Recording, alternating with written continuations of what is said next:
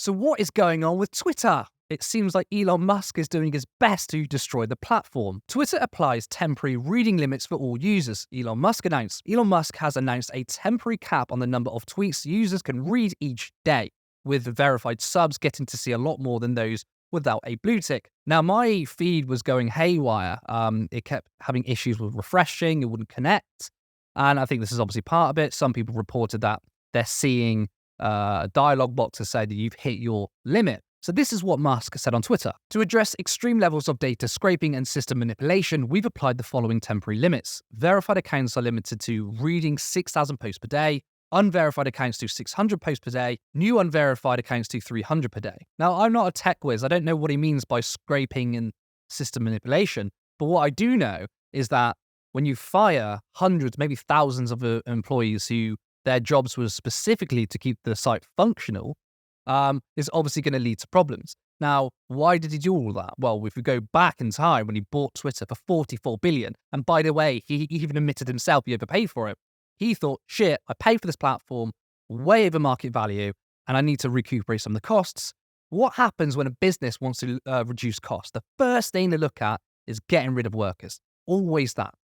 So he did that, and now the site is becoming less functional. Secondly, Twitter relies on advertisements.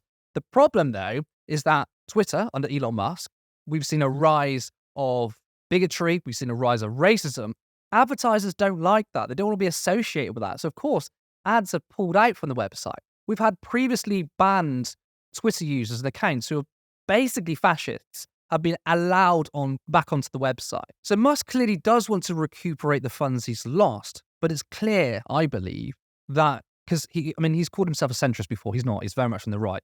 He gives priority to his own right-wing talking points or his mates. Now, what I do find funny from Musk fans is that whatever Musk does, they're like, oh, good job, sir. But have you seen the meme? Musk traps his dick in the door and Musk fans are like, beautiful gambit, sir. Well done, sir. Whatever.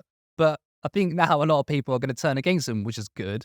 That a lot of people who are blue ticks, who usually defend Musk, are like, wait, so before Twitter was unlimited, you could read as many posts as you want.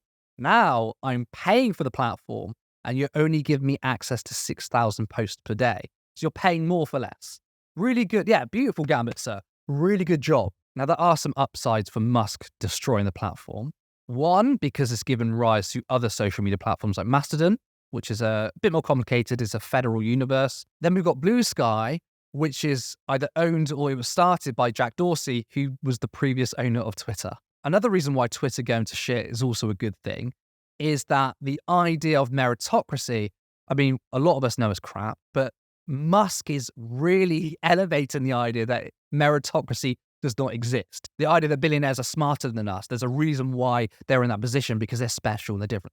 Not true. Billionaires are where they are because they had a lot of capital and they've used that money to make themselves even richer. That's it. There's nothing special about billionaires. They're not better than us. And with Elon Musk destroying the website and his behavior, it's going to show the people that actually this guy is pretty damn stupid. Now, people thought Musk was the smartest guy in the room. Or he had SpaceX, he had Tesla, he's going to take us to Mars. Well, Tesla can't stop running into pedestrians. SpaceX and the explorations can't stop blowing up. And Mars, I thought we were supposed to be going to Mars by 2030. Doesn't look like we're going to be there anytime soon. Now, despite all of this, Elon Musk can't help himself but to be a complete arsehole. He also tweeted this. Oh, the irony of hitting view limits due to complaining about view limits. Yeah, but that just shows even more how you fucked the platform and you're blaming users instead. Just a dickhead. But having said that, social media and Twitter is a really important platform. It's an important platform for journalists. It's a good way of keeping up with stories. It's a good way of keeping up what's trending. Now, social media is useful and it's going to be more apparent as we go forward. So it's an incredibly important tool and it's been destroyed by the whims of some right-wing arsehole. And this is the problem. We shouldn't have billionaires owning platforms. Now, of course, I think that Elon Musk specifically is a bad person, but that's irrelevant. It doesn't matter what kind of person you are. Billionaires already have far too much power. And of course, billionaires owning the means of communication isn't anything new. We've got half the mainstream media owned by billionaires. We've got GB News, who pretend to be anti-establishment, but actually they were started by the Legatum Institute, which is a venture capitalist organization. They started with 60 million quid. So GB News are not anti-establishment. And yeah, so we already have the very rich deciding the means of communication, adding social media into the fold is even worse, because social media has been a really good tool to counteract the legacy media narrative. And now that's being stripped away from us by Musk bolstering even more right-wing viewpoints. And it's just another corporate media platform. I say we should nationalize it. Of course, it's a global media platform, so you would probably have to have multiple states owning a stake of the platform. Or again, it's not just in one country, but I think it's integral in this day and age with the rise of misinformation, with the rise of, the rise of billionaire power. There's always been that sort of power there, but it's getting bigger. Then we need to have some sort of government regulation to make sure we actually have a fair, open platform that doesn't censor political views. The left is being silenced on Twitter. That's a fact.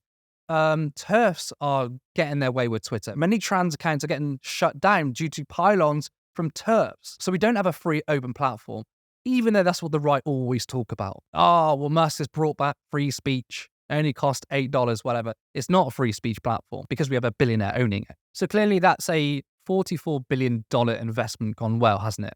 Clearly not. Now, let me know what you think. Drop a comment below. Whenever I talk about Musk, I do get some pushback and I invite debate. I love a discussion. Tell me why you think Elon Musk is still a genius and what he's doing to Twitter is good. Make sure you like this video and give it a share.